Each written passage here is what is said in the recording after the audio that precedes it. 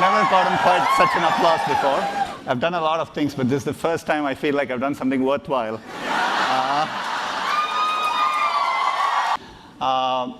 Shah Rukh needs no introduction, but he's one of the most popular and acclaimed actors in India.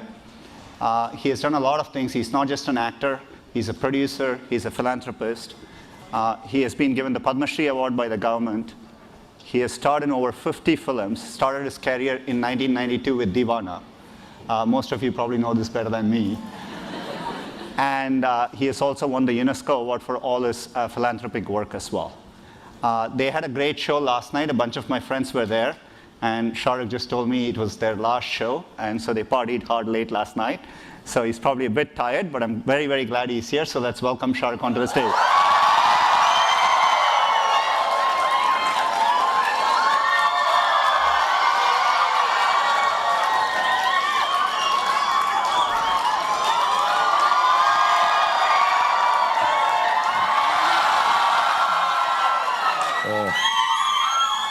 This is overwhelming. First of all, I never expect. Thank you. I love you too. You've done such a diverse range of films.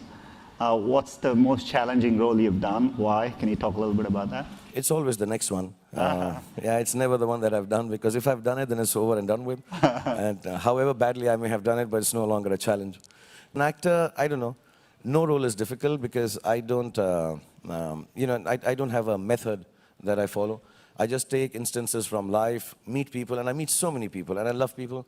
I love the hugs, I love to kiss them, I love to talk to them, and we're doing the kisses afterwards. So I just get to know people, and then somewhere down the line, whenever a role is given to me, I kind of take from life and use it. And yeah, sometimes it's over the top, sometimes people think it's too simplistic, but I think it reaches out to everyone, touches everybody's hearts, and people identify with it. So films like Chak De were nice, Swades, there's Dil Wale Dulhaniya Le Jayenge, and I think in the last few days, I like Don, I find him very sexy. Three things I really like. I like entertainment, I like children, and I like sports. These are three things that really turn me on. Nothing else, actually. I'm not much of a sightseer. I'm not much for travel. I'm very boring. I'm very, very boring. If there are three things that I like, it's like watching films or video games, or watching sports, or children. I love children. So whenever there is a thing that I can involve myself now, because I've kind of done well for myself and I have a little extra money, so whenever there's something, I get an opportunity to invest in any of these things, I always do, without thinking of the business aspect of it. So business-wise, I don't know if they're doing well or not. My team is here, they'll tell you. I have to keep working hard and bringing the money in. But VFX was part of entertainment. IPL was because I like sports. And I really wanted to play. I wanted to be a football player or a hockey player. And it sounds very pompous. When I couldn't become a player, I thought, let me just go ahead and buy a team instead. But I did for my kids. That's the way I think as well. So no. Yeah, so let's go and buy a team. My kids liked it. We were sitting one day and they said we should have a league team because of the English Premiership League and all. And I just went and bought it. And I remember we were to bid for it the next morning at 11 o'clock. And the bidding was very high, much more than I could afford or I still can afford. And all big corporates were doing it. And I was awake, and I was hoping somehow my bid is not accepted because I didn't have the money. So I just went ahead, and after I bought it also, we lost so many years and so pathetically that I became very sad. The business was bad, and the game wasn't being won, and it's been a roller coaster ride. But I stuck around with it for 3 years now, and 5 years. And somehow things have turned. Because I truly believe, and some of you are younger here and you should know this, I don't want to sound philosophical and as if I'm giving you a lecture, but just when you think things are going to go wrong, if you hold on to them, they kind of turn around. Just that last brink is always the most important one. And I think for India especially, it's very important that the youngsters are educated if we want to change the country, because we have everything going for us if we are just educated a little more or have access to education. So I would request everyone who's working at Google, figure out something specific, because you're the intelligent ones and smart ones and the fun ones. Figure out some specific things for Indian education so that it reaches deep inside the heartland of India, because we need kids like you coming here and ruling the world.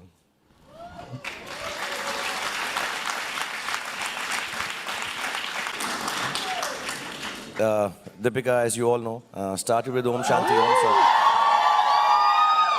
I like to show off and be pompous and take the credit for the fact that I made her, and which I can say openly. And today, unfortunately, she won't be able to sing because her voice is gone. She's otherwise she would have. Normally, she does a full Bharatnatyam as soon as she comes from that part of India. She does a whole Arangetram and all, but she won't be able to do it. But very honestly, just to see all the desis out there is way cool. I mean, I don't mean to sound too much of a nationalist, but it's just fantastic to see that you guys are literally running the world, man. Yeah.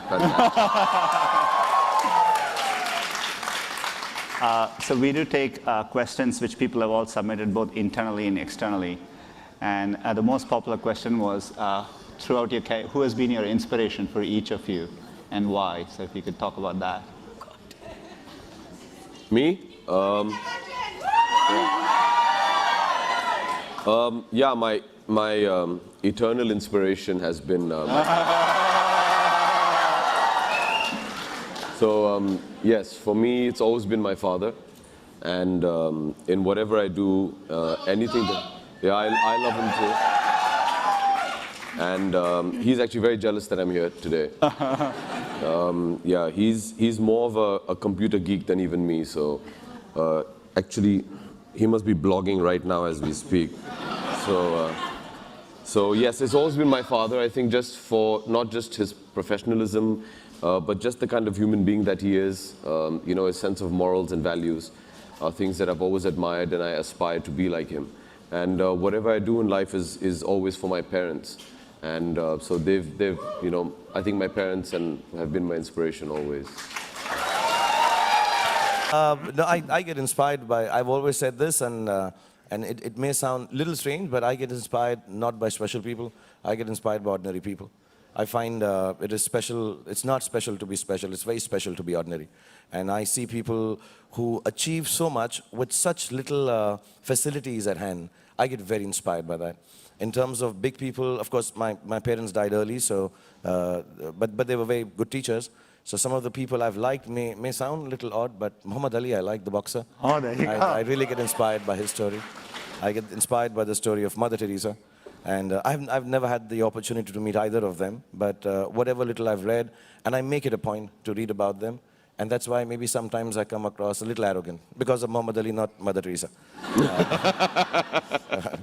But I like the way he has led his life. And but more than that, I think I just get inspired. You know, I find when I meet people, I ask them, you know, how do you come here for the shoot? And they say, we wake up at 5 a.m., we take a local train, we've cooked food, we've dropped the kids to school, and now we've made it here at 8 o'clock, and when we pack up at 8, chances are we don't make it back home till 4 a.m. again sometimes. And I get really inspired by ordinary people. And that inspiration I take that I've gotten fortunate now, and I'm no longer ordinary, and I should retain that ordinariness around me to be able to achieve a little more. I'm very, very shy, so, but I don't know. Okay, I'll try and show it. I'll hide behind it. I have to take it